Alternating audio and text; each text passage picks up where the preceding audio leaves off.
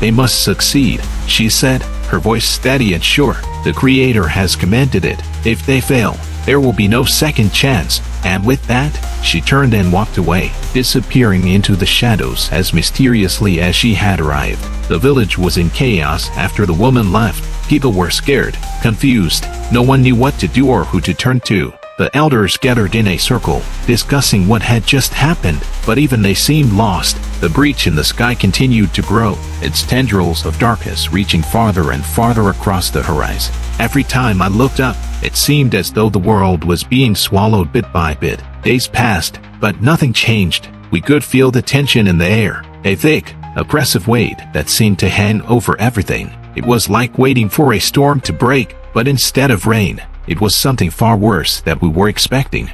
Then, one night, we heard it, drums. At first, it was faint, barely audible over the sounds of the village settling in for the night. But as the minutes passed, the sound grew louder and louder, until it was impossible to ignore. The drums were coming from the mountains. People ran out of their homes, gathering in the square, their eyes wide with fear and excitement. Some whispered that it was the gods, others that it was a sign of our doom, but no one knew for sure. And then, out of the swirling clouds, it came, Shungo.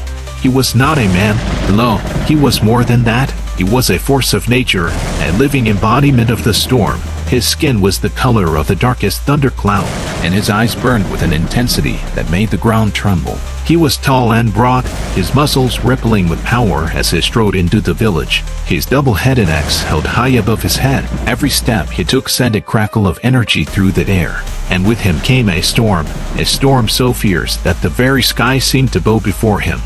Behind him, the clouds churned and roared, lightning flashing in the distance as if the heavens themselves were responding to his call. People fell to their knees as he passed, their eyes wide with awe and fear. I could barely breathe as I watched him, my heart pounding in my chest. This was Shungo, the god of thunder, the one who could call down storms with a single thought. But as terrifying as he was, I knew we needed him. We needed his power to stop the darkness. Moments after Shungo arrived, the sky lit up once more. Zeus, he descended from the heavens in a chariot of lightning, his massive form radiating with the energy of the gods. His hair flowed like a river of silver, his eyes gleaming with a light so bright that it was painful to look at. He carried a thunderbolt in his hand, and with every flake of his wrist, lightning danced across the sky, striking the earth with a force that shook the village to its core. Where Shungo was fierce and wild, Zeus was cold and calculating, his power controlled but no less deadly. The two gods stood across from each other, their eyes locked in a silent battle of wills. The tension in the air was so thick that it was hard to breathe. The storm above them raged, lightning clashing with thunder as if the heavens themselves were fighting. Neither spoke, but the air around them crackled with their power, their rivalry as old as time itself. For a moment, I feared they would destroy each other before they ever had the chance to stop the darkness. But then, as if sensing the danger, the woman in white appeared once more, stepping between them. The Creator has commanded you to work together, she said, her voice calm but firm. The breach grows wider by the hour. If you do not act now, all will be lost. Shungo sneered, his grip tightening on his axe. I work for no one but myself. Zeus was no different. His voice was like thunder, deep and resonant. I bow to no one, especially not to him. The woman's eyes flashed, and for the first time, her calm demeanor slipped. This is not about you. This is about saving the world. The darkness will consume everything, your realms included. If you do not join forces, there will be nothing left to rule. For a long moment, neither god spoke. The storm above them continued to rage, the wind howling through the village like a living thing.